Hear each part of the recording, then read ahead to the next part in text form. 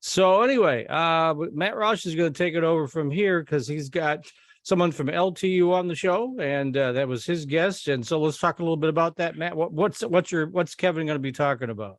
Okay, well, first of all, for the people who are maybe tuning in for the first time, my name's Matt Roush. I am Director of Media Relations and Managing Editor of the University News Bureau at Lawrence Technological University, which is a about 3,000 student nonprofit higher education private school located in Southfield, Michigan, just outside Detroit. It's been around since 1932, and it offers over 100 majors and programs, most of them in the technical fields. Engineering and architecture are our two biggest offerings, but we also have a full slate of offerings in the sciences and most recently in the life sciences, healthcare. We are transitioning, and I think well on the way of the transition, although there's always more to come, from mostly a commuter school to being a full service residential college. We've now got over 1,000 students living on campus, most of them in the traditional college student age range of 18 to 22. We have a full athletic program now in the NAIA with over 30 sports that we offer for both men and women. And our homecoming is coming up, and it's a special homecoming this year on Saturday, September 24th, because it is also the inauguration of Lawrence Tech's 8th president, Dr. Tarek Soap. So I brought Kevin Finn, the Dean of Students, and who is also taking a role now in philanthropy at Lawrence Tech, to talk about all the activities that are going to be taking place homecoming/inauguration week, which starts September 19th. So Kevin, first of all, welcome to the show. Thank you, Matt. Well, I guess I'll start off with what we kind of kicked off last week. Last Tuesday, September 6, 1932, 90 years ago, Lawrence Tech got its start. So as we come into next week, where we'll inaugurate our 8th president, celebrate homecoming. It's in our 90th year, and we're really excited about it. It all kicks off next Monday.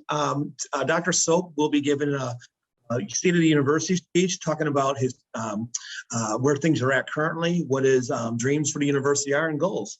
And he'll share that with faculty and staff and the community, whoever might want to attend. And then that night, throughout the week, you have a combination of serious business type of things that are more ceremonial, and then homecoming, fun for the students. So our students that night are having a drive-in meeting. On Tuesday, it's what we call assessment day, so it's kind of a light day. That's actually a professional development day for our faculty. But then it starts to kick back into gear come Wednesday. On Wednesday, we have our president to be serving ice cream to the students. Obviously, our president wants to be a part of their lives, and it's making them feel comfortable with him as well. And then on Thursday, we'll celebrate some of the great employees of the university with the Lawrence Tech Excellence Awards. Those go to employees who are high performers, and they get honored by our president and his cabinet. Thursday night, I think one of the most popular events, believe it or not, during it is our students' powder puff game. So it's our female students playing football against each other, and it's usually a very competitive game. Then we have our official NEIA sports that are playing too. On Wednesday night, you can catch our women's volleyball team playing here at the field house, or you can head out to our soccer/football/lacrosse field at Blue Devil Stadium, and you'll see our women's soccer team playing. Come Friday, though, is where it really starts to pick up into the weekend, and the activities really start. A lot of good things happening. One is in the afternoon on the Friday, we'll be dedicating our classes of 2020 and 2022 in the College of Engineering Hall of Fame. Because of COVID, we never really got the chance to do the formal ceremony for 2020. So we're getting it done this year because obviously it's a lot safer for us all to be around each other and to be in public settings. The Friday night, though, we're also looking forward to, we have we're calling it Light Up the Night. Essentially, we have a drone show, barbecues, music. It's going to be a big open picnic we're having over at the Evergreen and Civic Center. And the highlight of it will be a drone show, which is much like a fireworks show, except much better on the environment. And you can actually do different shapes and formations. That's really, really cool. And we thought it meshed well with who we are as a university, a technological university. Having a drone show made sense to us. In addition, our history is cars, and the auto show's going on right now too, right?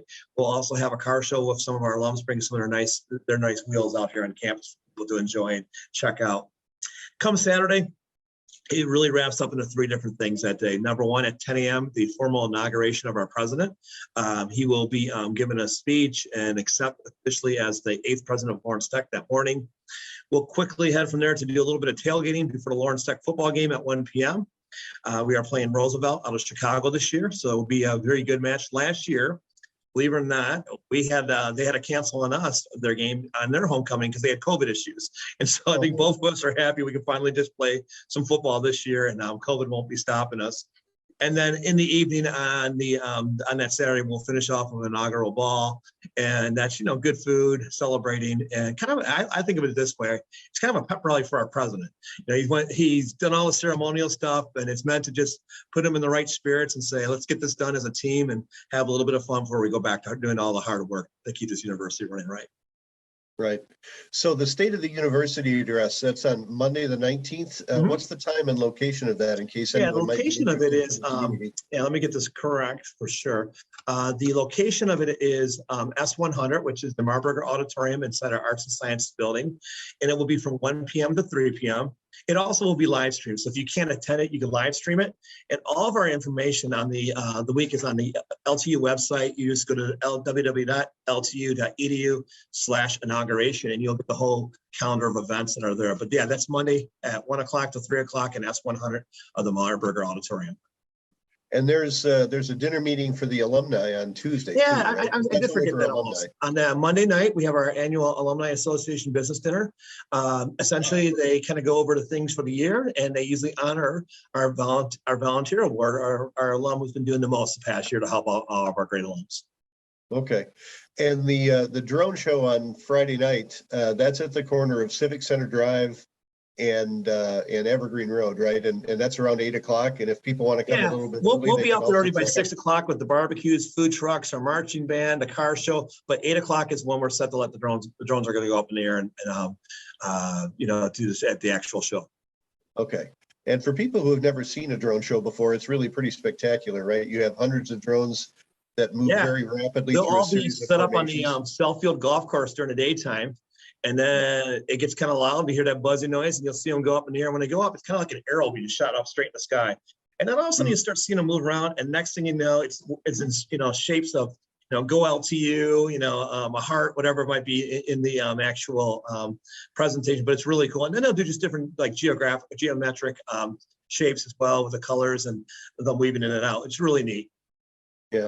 Well, with your Dean of Students hat on, I'd like you to talk a little bit about our transformation to a residential campus and the role athletics has played in that. Well, about 12 years ago, the first move we did was we started looking at new housing for the campus. We wanted to increase our the mass that was on campus from 400 at that point to a goal of 1,000, and we're just under that, around 990. I think right now, just give you an idea to live on campus. But in addition, that meant we had to do other things. And we started with our cafeteria, we're doing that. But then we did add athletics. And we started off our first year with 3 teams. It was a men's soccer team, a women's volleyball team, and then a male and female bowling team. And now we're at 34 teams, 10 years later. But a couple of things that it's done. Number one is it's diversified our campus. We have more women on in our academic programs now because of the offerings of athletics. And to be honest, our women's teams have performed really well. Our women's bowling team, lacrosse team, volleyball, and basketball team have all had national success, as well as tennis and golf. Can't forget them either. The second thing it is brought great excitement and opportunity here, like the football team. The last 2 years, our openers have been sellouts. So bringing a lot of people to campus and alumni. And I just ran into an alum on Friday night who I didn't realize, but spent out the 3 of the games already. And just, 10 years ago, I wish that would have been a part of my experience. We're like, well, hey, now we're glad it is a part of your experience because you're coming back. The athletics, what it has done is it's number one, it's increased the overall GPA of our students on campus because our student athletes are smart. They are high performers, and you have to be smart to be an athlete at Lawrence Tech because you're in tough curriculum. So you can't be balancing engineering and playing soccer if you don't have the work ethic and the all that's necessary to be successful. But we see that happening. And then the other piece is it brings the community here. You know, like the night of the drone show, actually at our football field that night, Brother Rice and Catholic Central will be battling it out. So we've also been able to use the student life that we have on campus to extend it to people who might be future Blue Devils as well. Right. And I just want to make sure that that's emphasized here, that our student athletes, and we have what, about 600 of them on campus now? Correct. Their collective grade point average is higher than that of the overall student body. Yeah, they're about a 3.2, and the overall students is about 2.9. So yeah, they're high performers, and it makes sense. If, you know, they have to be good at managing their time, but they also have requirements they have to keep, so that keeps them on target. And I always say to people, I think one of the nice things about those type of activities is it's another set of eyes on your son or daughter at a time in life when they try to stay away from their parents, right? So you got another adult keeping an eye on them, and I think that's always a win-win. Yeah, absolutely. And it does offer, I mean, we do offer partial athletic scholarships, right? So it's another way to help. We don't do full rides. I know it's how you said partial, but we do offer academic and also athletic scholarships, and they can be combined, and they make a substantial difference in helping them afford the education here. Okay. So once again, the website for people to go for more information on homecoming and inauguration week, which is September 19th through the 24th, is, please, Kevin. www.ltu.edu/inauguration. Okay. All right. Well, thanks very much, Kevin, for being on the show today. That's Kevin Finn, Dean of Students. And what's your title in philanthropy now? Interim Vice President of Philanthropy and Alumni Relations. Alumni engagement. I'm sorry. All right. Too many titles going on right now. Yeah. Yep. And it sounds like the alumni are going to get very engaged in the week ahead. So that's definitely good news. Definitely. Thanks very much. Thanks very much, Kevin, for being here. Take care. Today.